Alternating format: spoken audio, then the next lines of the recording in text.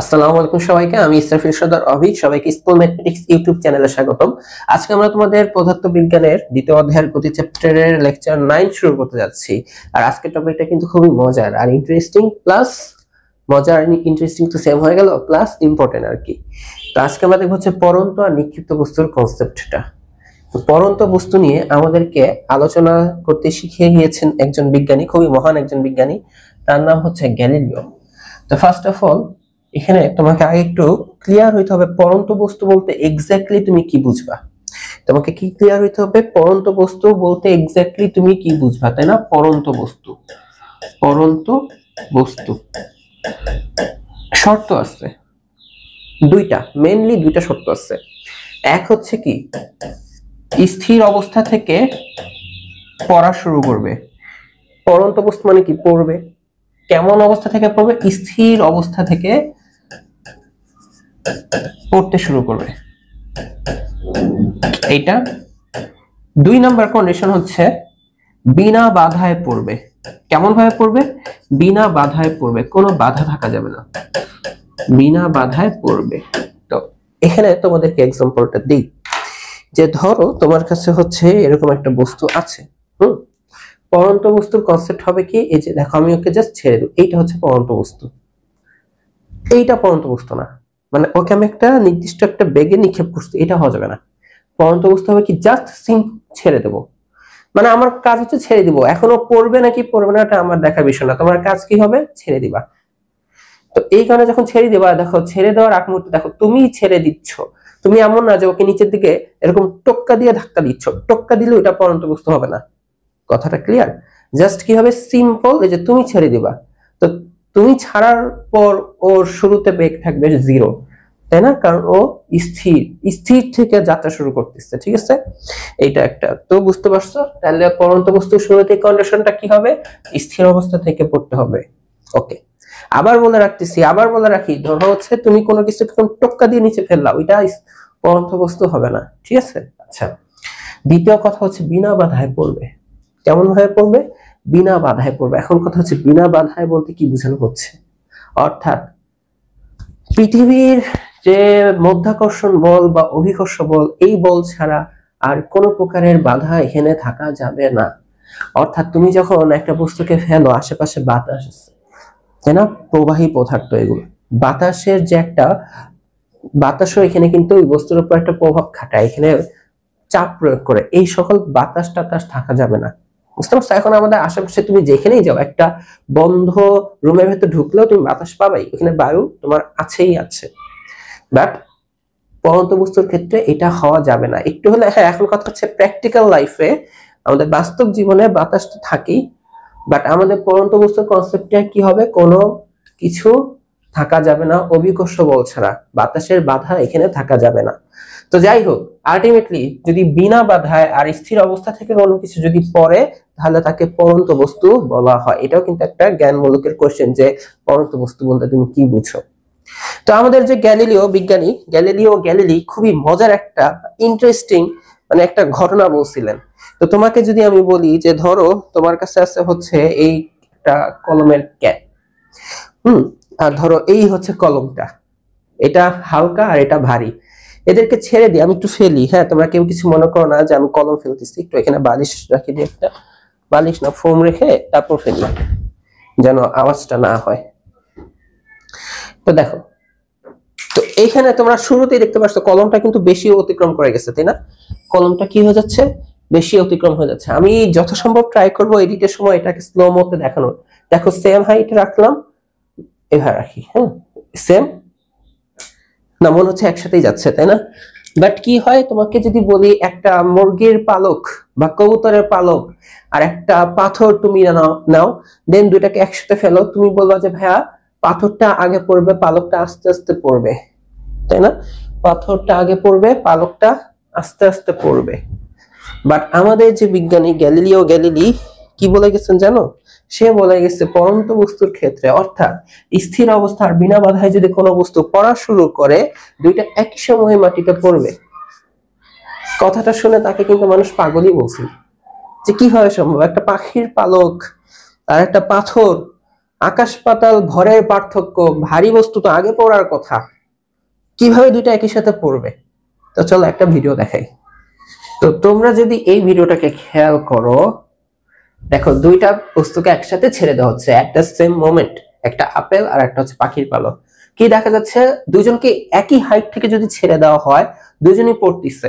তা আমরা জানতাম যে ভারী জিনিসটা আগে পড়বে, বাট দেখা যাচ্ছে যদি কোনো বাধা না থাকে, বিনা বাধায় যদি কোনো কিছু পড়ে, তাহলে দেখা যায় যে দুইটা দেখো একই সাথে সাথে আসতেছে, একই দূরত্ব উপর থেকে নিচে অতিক্রম করতেছে।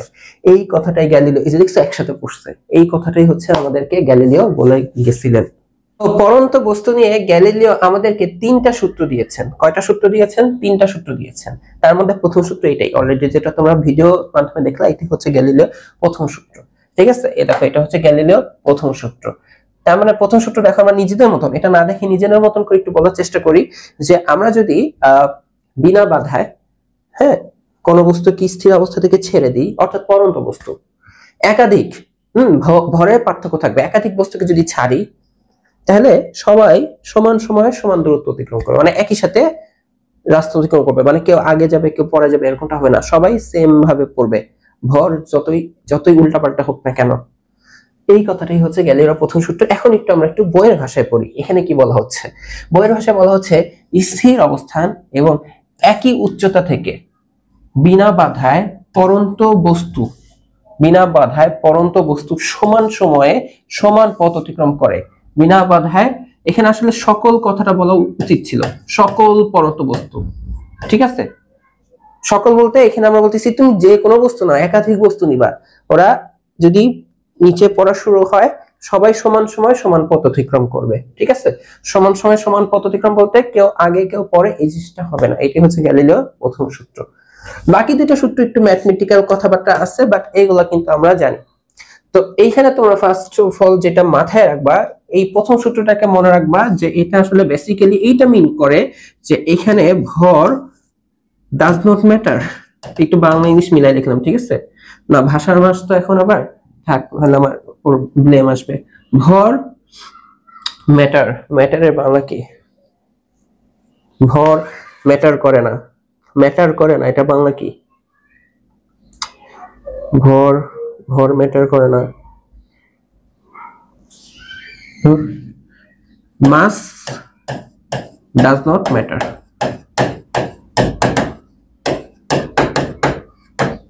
ঠিক আছে, এখানে আমাদের ভর ম্যাটার করবে না। দ্বিতীয় সূত্রটা হচ্ছে তোমরা এখন অলরেডি জানো, আমি এখানে আগেই পড়বো না, আগে এখান থেকে দেখাই। দ্বিতীয় সূত্রটা হচ্ছে যে ধরো এই বস্তুটা যে উপর থেকে পড়লো, জাস্ট পরন্ত বস্তু উপর থেকে পড়লো, মানে পরের দুইটা সূত্রে খালি একটা বস্তু নিয়ে আলোচনা করবো। প্রথম সূত্রতে একাধিক বস্তু দিয়ে আমরা কি বললাম যে একাধিক বস্তু ছাড়াও ওরা সমান সঙ্গে সমান পথ অতিক্রম করবে, শেষ। দ্বিতীয় সূত্র এখন আমরা ইন্ডিভিজুয়ালি একটা বস্তুর ক্ষেত্রে দেখবো। পরের সূত্র, দ্বিতীয় সূত্র তৃতীয় সূত্র দুইটাই। তো দেখো এই বস্তুটা এখান থেকে এখানে পড়লো, তো দেখো এই বস্তুটা এখান থেকে এখানে পড়লো, আল্লাহ জানে আমি এগুলো এডিট করবো কি না, মানে কত যে এডিট করা লাগবে, আজকে উল্টা পাল্টা কাজ করলাম। তো আমাকে একটা বেগে আঘাত করলো, আমাকে কি করলো, একটা বেগে আঘাত করলো। ও তো ছিল স্থির, বাট দেখো নিচে আসছে। বলতে পারো একটা বস্তু যখন স্থির থাকে, খেয়াল করো একটা বস্তু এখানে দেখো আদিবেগটা 0 মিটার পার সেকেন্ড, বাট দেখো নিচের দিকে কি হচ্ছে বলতো, গতিশীল হচ্ছে না, গতিশীল হচ্ছে না। তো তুমি খেয়াল করো, ও এই যে একটু হাইট আমাকে আঘাত করলো, হাতে কিন্তু একটা আঘাত করছে। আঘাত কখনই করবে যখন একটা নির্দিষ্ট বেগে আসছে, আরো উপর থেকে যদি হয় আরো বেশি বেগে আঘাত করবে। খেয়াল করতেছো, ও যত সময় মানে যত বেশি সময় ধরে পড়বে, যত বেশি সময় ধরে পড়বে ও তত বেশি জোরে আমাকে আঘাত করতেছে। এটা কেন বলতে পারো? কারণ ওর বেগ ফার্স্ট অফ অল তো 0, 0 মানে কি স্থির, বাট আমরা দেখতেছি না ও আস্তে আস্তে গতিশীল হচ্ছে। কেন গতিশীল হচ্ছে? গতিশীল আবার কি আমরা দেখতেছি ওর বেগটা আস্তে আস্তে বাড়তেছে। কেন বাড়তেছে জানো? কারণ এইখানে কাজ করে নিচের দিকে অভিকর্ষ ত্বরণ। নিচের দিকে কে কাজ করে? নিচের দিকে কাজ করে অভিকর্ষ ত্বরণ। কোথায় কাজ করে? নিচের দিকে কাজ করে। তো দেখো পরন্ত বস্তুর ক্ষেত্রে আদিবেগ 0, অভিকর্ষ ত্বরণের মান এখানে তোমরা a হিসেবে লিখতে পারো, বাট a লিখবা না, এর জায়গায় লিখবা g, আর g এর মান কত? 9.8 মিটার পার সেকেন্ড স্কয়ার। এই অভিকর্ষ ত্বরণের কারণে ওর কিন্তু বেগটা সমানে আস্তে আস্তে বৃদ্ধি পাবে। তো ও যত সময় ধরে পড়বে তত সময় ধরে গ্র্যাভিটির কারণে বা অভিকর্ষ ত্বরণের কারণে ওর বেগটা সবসময় বাড়বে। ত্বরণের সংজ্ঞা মনে আছে না? কি করে? বেগ বৃদ্ধি করে। 1 সেকেন্ডে 9.8 করে অভিকর্ষ ত্বরণ বেগটা বৃদ্ধি করে দিবে। তো যদি 1 সেকেন্ড পড়তে থাকে, 1 সেকেন্ড পরে 0 থেকে ওর বেগ হয়ে যাবে 9.8, পরের সেকেন্ডে আরো 9.8 অ্যাড হবে, অর্থাৎ 19.6 হবে, পরের সেকেন্ডে আরো 9.8 অ্যাড হবে। এভাবে ওর বেগ সমানে বাড়তে থাকবে। বেগটা কি হবে? সমানে বাড়তে থাকবে। এই কথাটাকেই এখানে বলা হচ্ছে। দেখো, যত সময় যাবে বেগ বাড়তে থাকবে না, এটাই হচ্ছে দ্বিতীয় সূত্র। আবার এটাও বলে রাখছি, বেগ কেন বাড়ে? অভিকর্ষ ত্বরণ আছে বলে বাড়ে।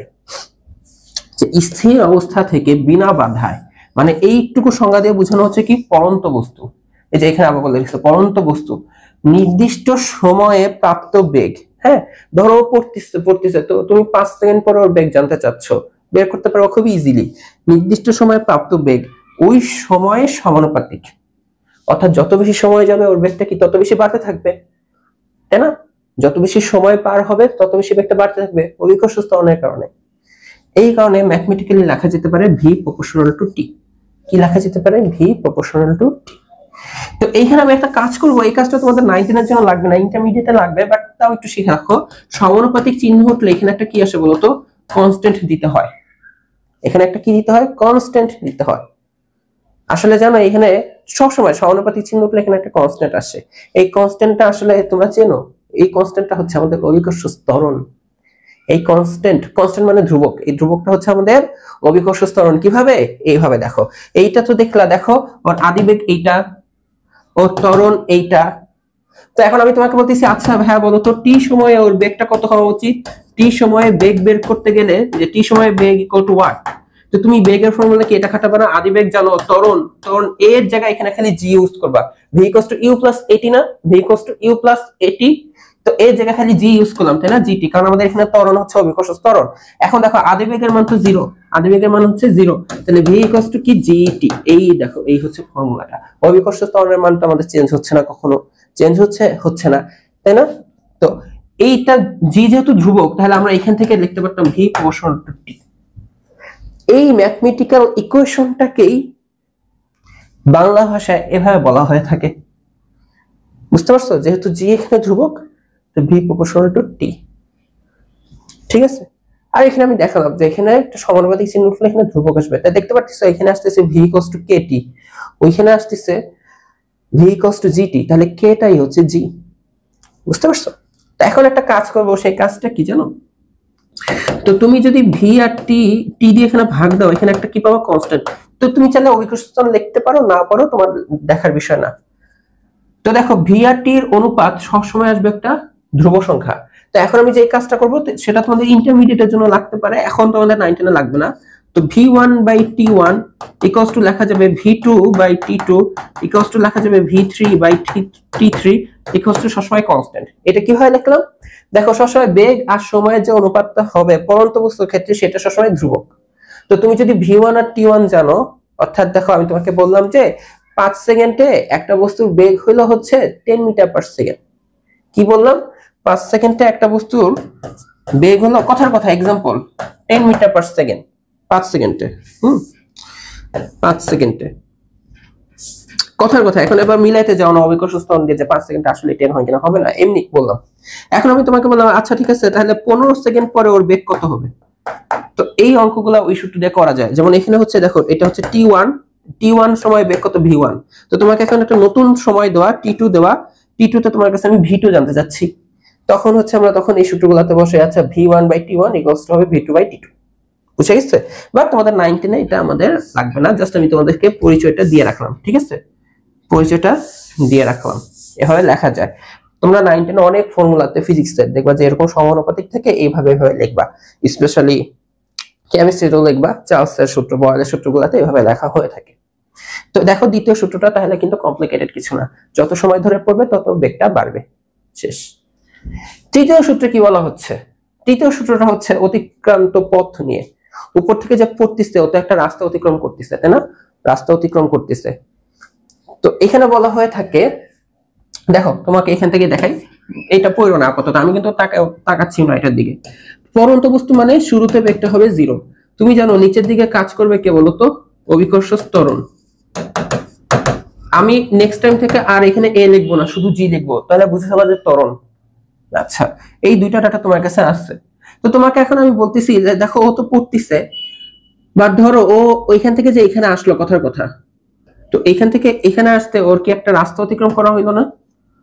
এই অতিক্রান্ত দূরত্ব এটাকে আমরা যখন ভূমির ওপর রাস্তা অতিক্রম হইতো আমরা লিখতাম এস দিয়ে, আর যেহেতু এবার একটা হাইট থেকে নিচে নিচে পড়তেছে আমরা এটা প্রকাশ করবো হচ্ছে এইচ দিয়ে। অর্থাৎ আগে যেমন তুমি এ এর জায়গায় জি ইউজ করছো, এবার তোমাকে জাস্ট এটা করতে বলতেছি যে এস এর জায়গায় এইচ ইউজ করো, সমস্যা নেই তো, প্রতীক চেঞ্জ হচ্ছে বাট বাকি কনসেপ্ট তো সেম। এই এইচ দিয়ে কি বোঝানো হচ্ছে? অতিক্রান্ত পথ পথ। তো এইটুকুতে আসতে অবশ্যই কি ওর একটা কি টি সময় লাগছে না? অবশ্যই কি একটা সময় লাগছে।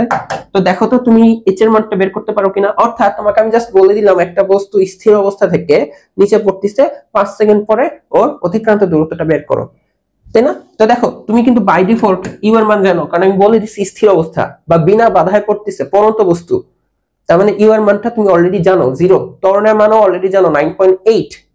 জাস্ট আমি কি বললাম তোমাকে 5 সেকেন্ড পর মানে টি মান দিয়ে দিচ্ছি। তাহলে অতিক্রান্ত দূরত্বের ফর্মুলা কি ইউজ করবা তুমি বলো তো? h ইকুয়াল টু মানে s equal to ut plus half T square, হয় না? ut প্লাস হাফ এ এর জায়গায় খালি লিখবা জি, gt স্কয়ার। তো তুমি খেয়াল করে দেখো, কি খেয়াল করে দেখবা, ইউ এর মান তো 0, তাহলে তোমার ফর্মুলা দাঁড়াবে ইউ এর মান 0 বসালে এটা আসবে half gt square, half gt square. এটা দিয়ে অঙ্ক করবা না? এখন খেয়াল করে দেখো জি এর মান তো ধ্রুবক 9.8, জীবনও চেঞ্জ হচ্ছে না তোমাদের অঙ্কের জন্য, হাফের মানও কখনো চেঞ্জ হবে না, তাই না? দেখো বীজগাণিতিক রাশি অধ্যায়টা তো আমিই পড়েছি তোমাদের, যে যখন এরকম 2x এভাবে থাকে এটা কি ধ্রুবক, তাই না? এটা হচ্ছে ধ্রুবক। তো দেখো ঠিক একই ভাবে হাফ ধ্রুবক, হাফের সাথে যে 1/2 আছে এটাও ধ্রুবক। তার মানে আমরা লিখতে পারি ধ্রুবক উঠলে এটাকে লেখা যাবে h proportional to t square, অতিক্রান্ত দূরত্ব সময়ের বর্গের সমানুপাতিক। এটাই হচ্ছে আমাদের তৃতীয় সূত্র। দেখো কি বলা হচ্ছে যে পরন্ত বস্তুর ক্ষেত্রে, হ্যাঁ, এই যে স্থির অবস্থা থেকে বিনা বাধায় পরন্ত বস্তু নির্দিষ্ট সময়ে যে দূরত্ব অতিক্রম করে, দেখছো ওই যে নির্দিষ্ট সময়ে টি সময়ে যে দূরত্ব অতিক্রম করলো উপর থেকে, ভুলেও না নিচ থেকে কাউন্ট করবে না, মাইর দেবো এই কনসেপ্টে বলে দিব কখন উপর থেকে করবা কখন নিচ থেকে করবা। তো উপর থেকে পড়তেছে তাহলে রাস্তা তো উপর থেকেই অতিক্রম হইলো, নিচের থেকে রাস্তা কিন্তু অতিক্রম হচ্ছে না। কোথা থেকে পড়তেছে? উপর থেকে নিচে, তাহলে রাস্তা অতিক্রম হলো এইটা। হ্যাঁ, এই অতিক্রান্ত দূরত্ব হবে সময়ের বর্গের সমানুপাতিক। দেখছো অতিক্রম করে যে দূরত্ব অতিক্রম করবে নির্দিষ্ট সময়ে তা হবে ওই সময়ের বর্গের সমানুপাতিক, অর্থাৎ h proportional to t square. বুঝা গেছে? h proportional to t square. তাহলে এখান থেকে আমরা কি লিখতে পারি বলো তো?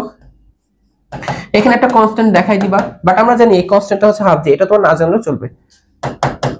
তাহলে আমরা লিখতে পারি h/t স্কয়ার ইকুয়াল টু সবসময় কনস্ট্যান্ট। তাহলে এখান থেকে আমরা এভাবে লিখতে পারি, তাহলে h1/t1 whole square equal to h2/t2 whole square equal to h3/t3 whole square, but dot dot dot চলতেই থাকবে। এটা তোমাদের এখন নেসেসারি না, জাস্ট জানায় রাখলাম।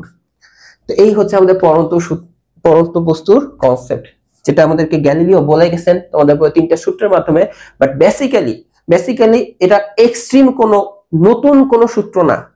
আমরা যে গতি রিলেটেড সূত্র শিখছি সেই সূত্র দিয়ে দেখো নরমাল কনসেপ্টে বের করা গেছে। দেখো উপর থেকে একটা বস্তু যখন পড়বে 0 বেগ নিয়ে স্থির অবস্থা থেকে, অভিকর্ষ ত্বরণ জানো, তুমি তার বেগ বের করতে পারবে না, টি সময় দিয়ে দিলে v = gt, ইউ এর মান বাদ দিলে, তাহলে v প্রপোর্শনাল টু t হয়ে যায়।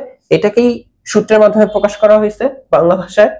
দেন আমরা দেখো t দিয়ে দিলে h বের করতে পারবো না, তো h বের করার জন্য দেখো এটা আসলো হাফ gt স্কয়ার, হাফ জি উঠাই দিলে এটা সমানুপাতিক সম্পর্ক চলে আসবে। এটাকে আবার সূত্রের মাধ্যমে বাংলা ভাষায় বলা হয়েছে। তাহলে দেখো গ্যালিলিওর 3টা সূত্র আমি সংক্ষেপে সারমর্ম বলি। গ্যালিলিওর প্রথম সূত্রে বলা হচ্ছে যে ভর ডাজ নট ম্যাটার। তো এই কথাটা এভাবে বলা হয় না, এখানে বলা হচ্ছে স্থির অবস্থা থেকে বিনা বাধায় পরন্ত সকল বস্তু সমান সময়ে সমান দূরত্ব অতিক্রম করবে। অর্থাৎ তুমি যে কোনো ভরেরই বস্তু নাও না কেন, ওরা যদি একই হাইট থেকে পড়ে, একই সময় থেকে তুমি যদি ছেড়ে দাও, সবাই সমান দূরত্ব অতিক্রম করবে। ভারী বস্তু আগে যাবে, হালকা বস্তু পরে যাবে, এরকম কিছু হবে না। এখানে এম ভরের কোনো কাজ নাই। ওকে, প্রথম সূত্র ডান। দ্বিতীয় সূত্রে বলা হচ্ছে বেগের সাথে সময় সম্পর্ক। তুমি নিজেই দেখো, তুমি একতলা থেকে লাফ দাও, তুমি একটা নির্দিষ্ট বেগে মাটিতে আঘাত আছাড় খাবা, সোজা ভাষায়। তুমি 10 তলা থেকে লাফ দাও, তুমি আরো বেশি বেগে আছাড় খাবা।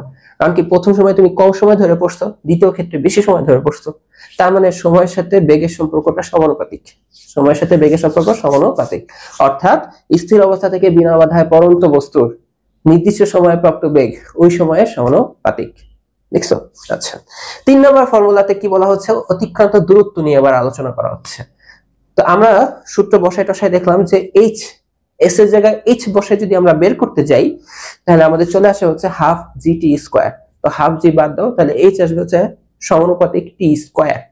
তার মানে আমরা বলতে পারি যে স্থির অবস্থা থেকে বিনা বাধায় পড়ন্ত বস্তুর নির্দিষ্ট সময় অতিক্রান্ত দূরত্ব ওই সময় বর্গের সমানুপাতিক।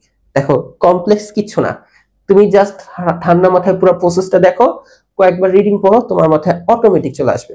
আমি জীবনও বই খুলে ভাবে রিডিং মুখস্থ, এখন তোমাদের আমি যে বললাম লাস্টে এই যে 3টা সূত্র একবারে, তোমাদের মনে হতে পারে আমি মনে হয় মুখস্থ করে করে করে বলতেছি, বাট না, জিনিসগুলা প্রসেসটা জেনে জেনে কয়েকবার পড়ার পর অটোমেটিক সেট হয়ে যায়। কয়েকটা ওয়ার্ড দেখবে যে উল্টা পাল্টা হবে, বাট মেন থিমটা তোমার ঠিক থাকবে। আচ্ছা, তো এখন আমরা এই পরন্ত বস্তু নিয়ে ছোট্ট একটা গাণিতিক সমস্যা দেখি যেন তোমাদের সব কনসেপ্টগুলো ক্লিয়ার হয়ে যায়। এখানে বলা হচ্ছে একটা বস্তুকে 100 মিটার উঁচু জায়গা থেকে ফেলে দেওয়া হলো। এই যে যখনই দেখবা ফেলে দেওয়া হলো মানে এটা বোঝানো হচ্ছে, এরকম কিছু না, মানে আমি প্রেসার দিচ্ছি এরকম কিছু না। ফেলে দেওয়া মানে হচ্ছে জাস্ট বস্তুটাকে আমি ছেড়ে দিলাম, এখনো পড়লো কি পড়লো না আমার দেখার বিষয় না, আমি চলে যাবো।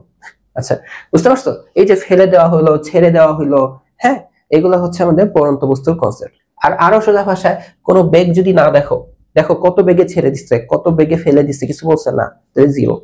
তাহলে এগুলো হইলে আমরা কি বুঝবো এটা আমাদের পড়ন্ত বস্তুর কনসেপ্ট। ঠিক আছে, উচ্চ জায়গা থেকে যখন ফেলে দেওয়া হবে তখনই হচ্ছে কি পড়ন্ত বস্তুর কনসেপ্ট, যদি বেগ না থাকে। ঠিক আছে, আচ্ছা, তো এখন দেখো তোমাকে জাস্ট হাইটটা দেওয়া, আর কিছু দেওয়া নাই। তো তোমাকে প্রথম প্রশ্ন যে 2 সেকেন্ড পরে তার বেগ নির্ণয় করতে হবে, 2 সেকেন্ড পরে তার বেগ নির্ণয় করতে হবে। তো চলো আমরা সলভ করবো, এগুলো একদম সহজ বাচ্চাদের অঙ্ক। ঠিক আছে, তো দেখো যেহেতু ফেলে দেওয়া পড়ন্ত বস্তু, তুমি 2টা ডাটা সবসময় জানো, কি কি জানো? ওর আদি বেগ জানো, কি জানো? আদি বেগ জানো 0 মিটার পার সেকেন্ড। তুমি ও যে কোন দিকে পড়বে, নিচের দিকে যাচ্ছে না, নিচের দিকে ত্বরণকে চেনো, নিচের দিকে কাকে চেনো? ত্বরণকে। আর ওই ত্বরণটার নাম হচ্ছে অভিক, আমার নামটা না, অভিকর্ষ ত্বরণ, অভিকর্ষ ত্বরণ অর্থাৎ জি, অর্থাৎ 9.8 মিটার পার সেকেন্ড স্কয়ার, এটাকে চেনো। 2টা ডাটা অলরেডি হয়ে গেছে, 2টা ডাটা তুমি সবসময় জানো, খালি মনে রাখবা একটা ডাটা প্রশ্নে বলবে অঙ্ক শেষ। কারণ আমি বলছি কি গতি রিলেটেড ম্যাথে তোমার 3টা ডাটা লাগে সলভ করতে গেলে, 2টা ডাটা অলরেডি জানো। দেখো তোমার এই প্রশ্ন এখানে টি দেওয়া 2 সেকেন্ড পর, দেখো কি দেওয়া 2 সেকেন্ড পর সময় দেওয়া টি 2 সেকেন্ড, 3টা ডাটা হয়ে গেছে। আর কি লাগে? কি চাইছে প্রশ্ন খালি জিজ্ঞাসা করো, কি লাগে? তোমার বেগ বের করতে বলছে, তোমার না মানে পড়ন্ত বস্তুর বেগ বের করতে বলছে, তাই না? এটা তাহলে 2 সেকেন্ড পর শেষ বেগ কত হবে? 2 সেকেন্ড পর শেষ বেগ। হ্যাঁ, এই শেষ বেগ বলতে আমি বোঝাচ্ছি না যে মাটিতে বেগ কত, আমি বলছি 2 সেকেন্ডের শেষ বেগ, সময় 2 সেকেন্ড, ওইটা শেষ বেগ কত। তো আমরা তাহলে এটা ইউজ করব যে v = দেখো ইউ জানো, এ জানো, টি জানো, তাহলে v = u + at, এর জায়গায় খালি gt লিখবা। তাহলে ইউ কি দেখো বাদ হয়ে যাবে, বা তুমি দেখো ভ্যালু বসাও, ভি বের করতে চাচ্ছো, ইউ এর মান 0, এটা আমার 9.8, এই হলো 2। তাহলে দেখো তোমার অলরেডি তাহলে ভি মান আসবে হচ্ছে 19.6, এটা গুণ করো 19.6 মিটার পার সেকেন্ড। বুঝতে পারছো? অঙ্ক শেষ। এতটাই সহজ আর এতটাই মজার, বুঝে গেছে? এই হচ্ছে আমাদের অঙ্ক। পরের কোশ্চেন তাহলে তোমরা এখন পারবা, একটু হয়তো বা অনেকে প্যাচ খেতে পারো, বাট এটাও সহজ, একদমই সহজ। পরের প্রশ্নে বলা হচ্ছে যে 3 সেকেন্ড পর বস্তুটি কত দূরত্ব অতিক্রম করবে। অর্থাৎ তুমি যদি সিনারিওটা কল্পনা করো, এই যে একটা বস্তুকে যে কত উপর থেকে ফেলে দেওয়া হচ্ছে, 100 মিটার মনে হয়, তাই না? হ্যাঁ, 100 মিটার। তো এখন 3 সেকেন্ড ধরে অত পড়বে, 3 সেকেন্ড ধরেই পড়বে এমনটা না, আরো বেশি পড়বে, বাট তোমাকে 3 সেকেন্ডের ডাটা খেয়াল করতে বলছে।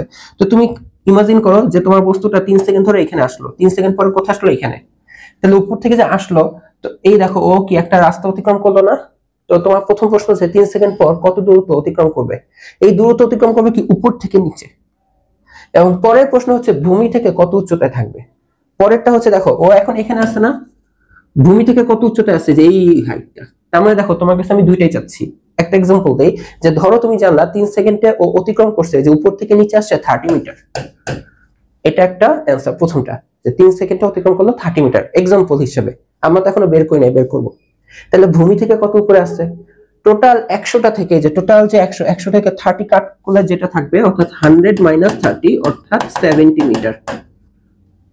দুইটা অ্যানসার কিন্তু ভিন্ন, যদি একদম মাঝ বরাবর আসে অতিক্রান্ত দূরত্ব 50, তাহলে মাটি থেকে হাইট অফ উচ্চতা কত 50, তখন সেম সেম। বাট মধ্য অবস্থা ব্যতীত যে কোনো অবস্থার ক্ষেত্রে এই কোশ্চেনের এই অ্যান্সার আর ভূমি থেকে উচ্চতা অ্যান্সারটা ভিন্ন। তো প্রশ্নে তুমি ঠান্ডা মাথায় রাখবা তোমার কাছে কোনটা চাইছে, ভূমি থেকে উচ্চতা কিনা। ঠিক আছে, ভূমি থেকে উচ্চতা বললেও আমরা আসলে এইটাই বের করি, কত দূরত্ব অতিক্রম করলো, কারণ টোটাল হাইটটা থেকে ওটা বিয়োগ করলেই নিচের থেকে অ্যান্সারটা পেয়ে যাবো। আবার বলি ভূমি হতে কত উচ্চতা থাকবে এটাও যদি প্রশ্ন থাকতো তাও আমরা আগে এটা বের করবো, উপর থেকে কত ট্রাভেল করতেছে, তাহলে টোটালটা থেকে ট্রাভেলটা বের করে দিলেই যা থাকবে সেটাই হচ্ছে অ্যান্সার। তো এখন বেশি কথা না বলে আমরা তাহলে সলভ শুরু করি। ঠিক আছে, সলভ তাহলে শুরু করি, এগুলো তো এমনি লিখছিলাম তাই না।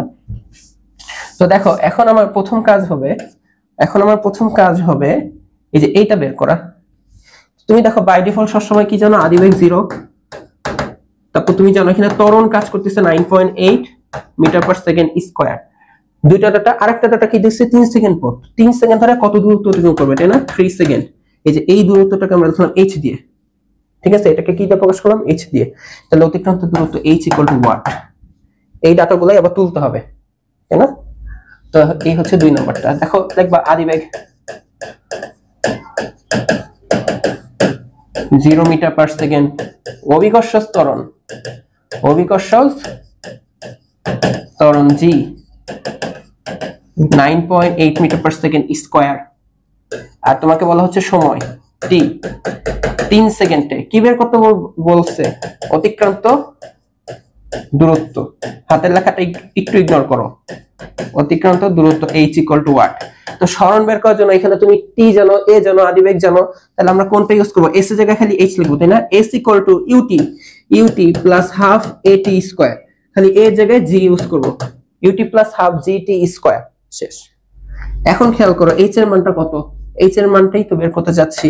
u এর মান কিন্তু 0টা বাদ, তাহলে 0 দেখে আচ্ছা লিখলাম 0 বাদ, তাহলে হাফ এই হলো 9.8, t স্কয়ার এর মান কত 3 স্কয়ার।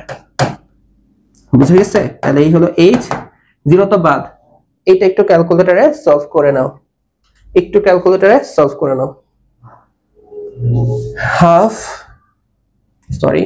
যে 0.5 ইন্টু 9.8 ইন্টু 3 স্কয়ার,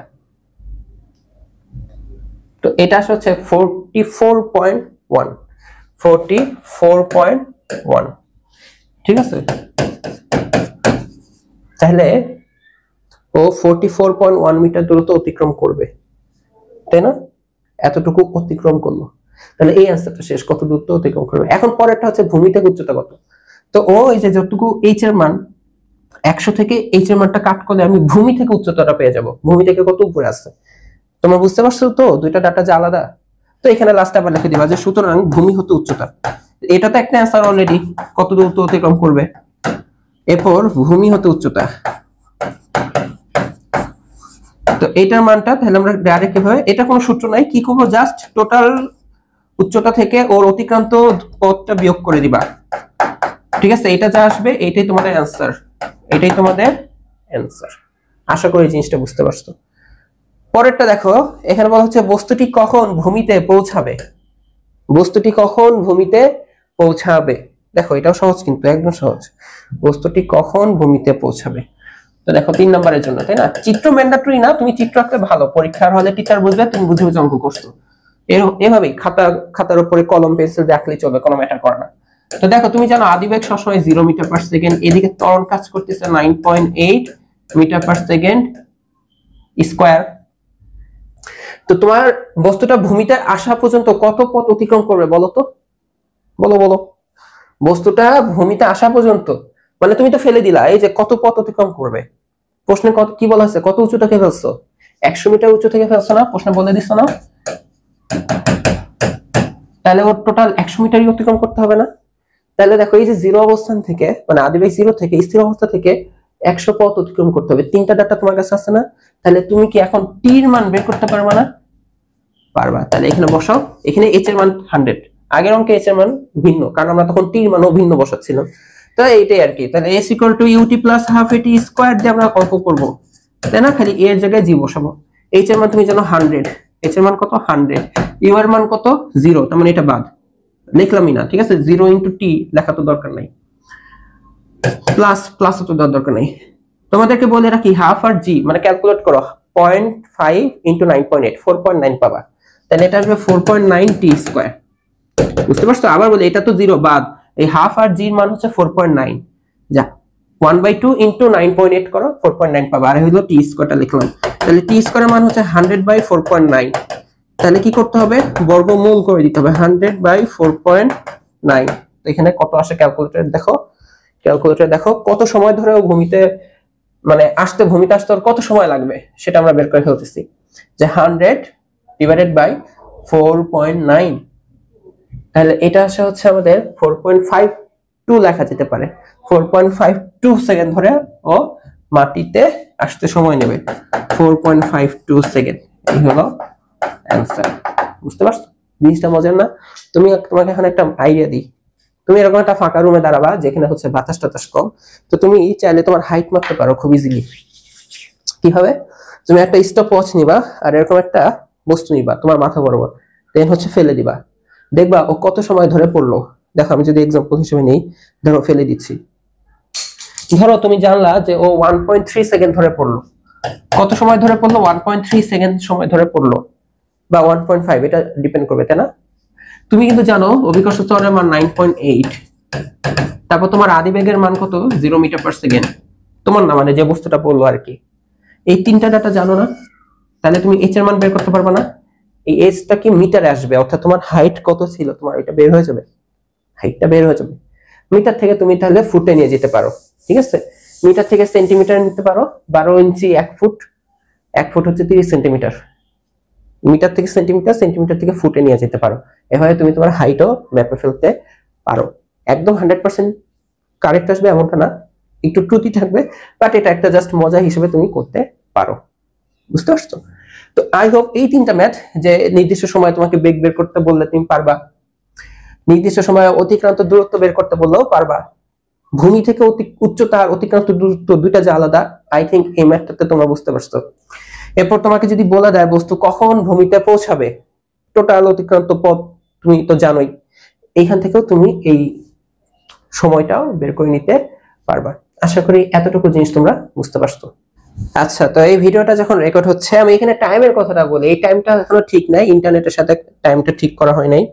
তো এখন হচ্ছে 1:54 বাজে, আজকে হচ্ছে 15 ফেব্রুয়ারি, আজকে ঢাকা ইউনিভার্সিটির পরীক্ষা ছিল 1:54 বাজে দুপুরবেলা। তো তোমাদের ক্লাসটা আমি শুট করতেছি, তো ঢাকা ইউনিভার্সিটির প্রশ্ন আমি দেখতেছিলাম যে আচ্ছা প্রশ্নটা দেখি কি আসলো। তো তোমাদের এখন একটা কোয়েশ্চেন দিই, তোমাদের কি পড়াচ্ছি আমি পড়ন্ত বুঝতে না। এই যে কোয়েশ্চেনটা পাইছি আমি মাত্র 5 মিনিট হয়েছে, আমি তোমাদের কোয়েশ্চেনটা দিই, তোমরা খালি কোয়েশ্চেনটা একটু দেখো।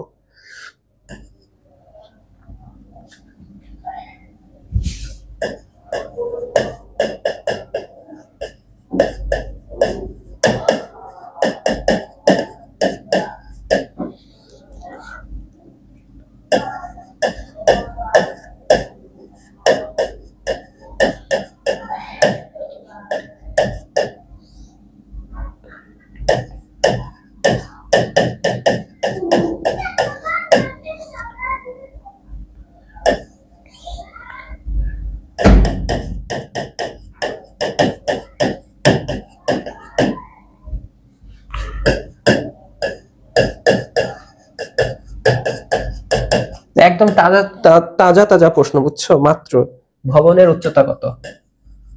ভবনের উচ্চতা কত? ঢাকা ইউনিভার্সিটি 24-25 সালের প্রশ্ন, বুঝছো? আজকে 2025 সাল 15 ফেব্রুয়ারি। খেয়াল করে দেখবা, যে ভিডিওটা যখনই দেখবা খেয়াল করে দেখবা, মাত্র আমি প্রশ্নটা দেখলাম, লিখে দিই এটা ডিউ। এই এত তাড়াতাড়ি কোশ্চেন সলভ কেউ করে নাই, কোনো চ্যানেলই করে নাই।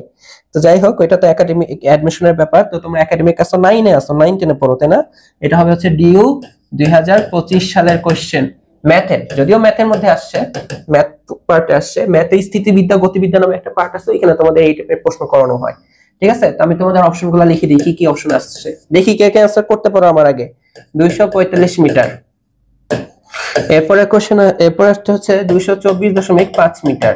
হ্যাঁ, এরপর একটা আসছে হচ্ছে 122.5 মিটার। এরপরের অপশন আসছে হচ্ছে 150.5 মিটার। চলো আমি তোমাদের সাথে সলভ করে দেখি অ্যানসারটা কি হবে।